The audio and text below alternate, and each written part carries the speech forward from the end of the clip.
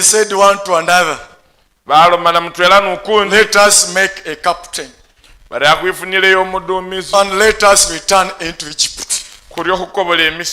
But the prophet told us, we are not people who draw back, because we are sure of who called us. We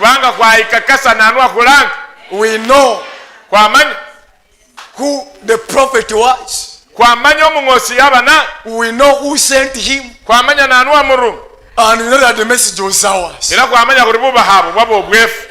So we don't draw back and begin crying while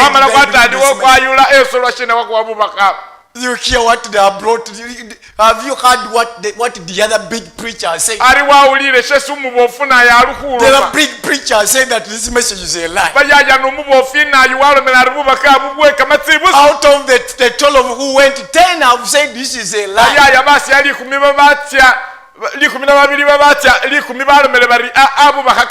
Now don't you think we made a mistake to believe this message? All the 10 have said with this a lie. We are not going to. The men who are there are big. There's nothing like the bride of Christ. It can't happen. And they began crying. I wasted time. All the same with the message. Being sincere thinking. Be of good cheer. Hallelujah, it shall be as the angel said. Amen. And he says, and they said one to another, let us make a captain and let us return into Egypt. Then Moses and Aaron fell on their faces before the assembly of the congregation of the children of Israel. And Joshua the son of Nun and Caleb the son of Jephunneh, which were of them that searched the land, rent their clothes when they saw the unbelief that has come upon the people after moving a long distance, remaining a short distance, then they fall into unbelief. They tore their clothes, said, what are you doing? After moving all that distance, you have seen what God has done, how he has fought for us. If this was a lie, could God fight for us? Could God do what he had done? How did you move up to this level? You crossed the Red Sea. Which God could do that if he does, this thing was a lie? You have seen. Why are you doubting now? And they tore their clothes because of the pain. The other ones were crying because of their unbelief.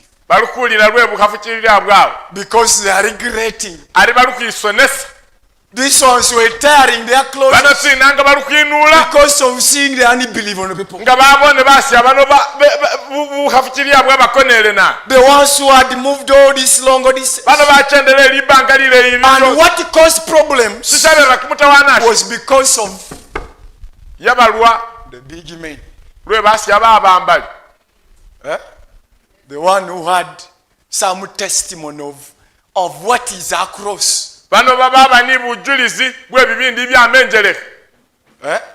They even carried the testimony and said the land is good.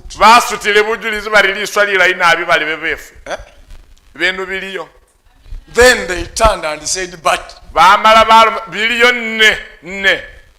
do you think you have the faith to get there? It is not what you have done. He did it already. Amen. Amina. It wasn't their strength. It was him who spoke. Their work was belief and obey. So they rent their clothes and they spoke unto the company of the children of Israel.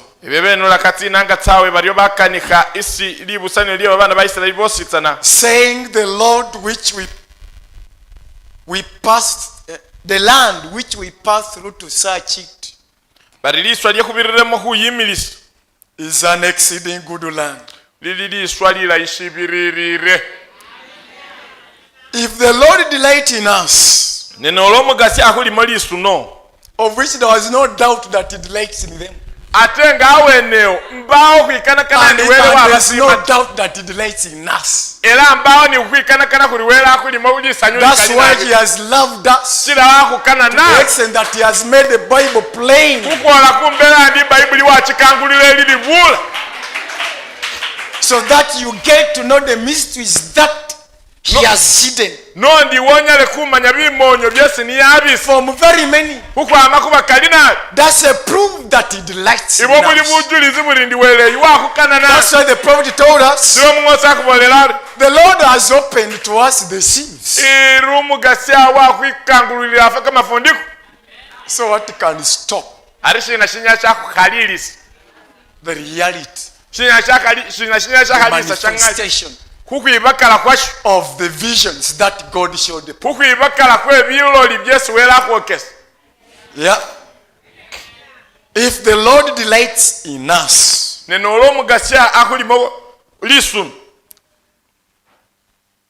then he will bring us into this land. That land that was promised, and give it to us, a land which flows with milk and honey,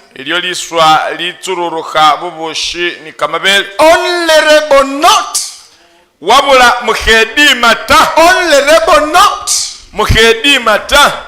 you against the Lord. That's the only question. Don't turn against the Lord. Don't turn to begin fighting the Lord, to be the one who turns against the word, who doubts the word. When they tell you this, for you say no, it can't be. When you do like that, then you have gone in a wrong position, and God can't bear with you. So let us not rebel against the Lord. And the Lord is a word. Let us believe. Let us surrender. Let us accept. And he will fulfill whatever he says.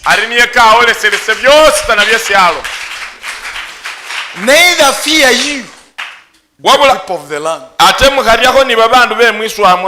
Rebel not, and don't fear, for they are bread for us. Their defense departed from them, and the Lord is with us.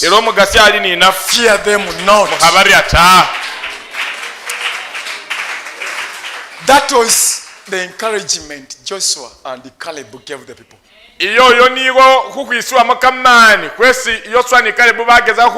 Because they believed, they knew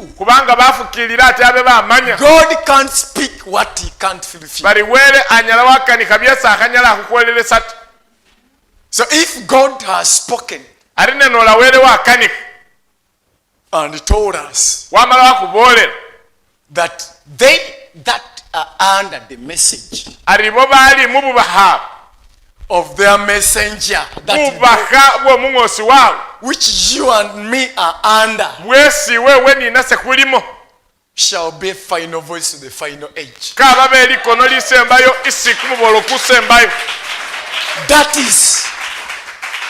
That is a message that God gave him, and it can't fail.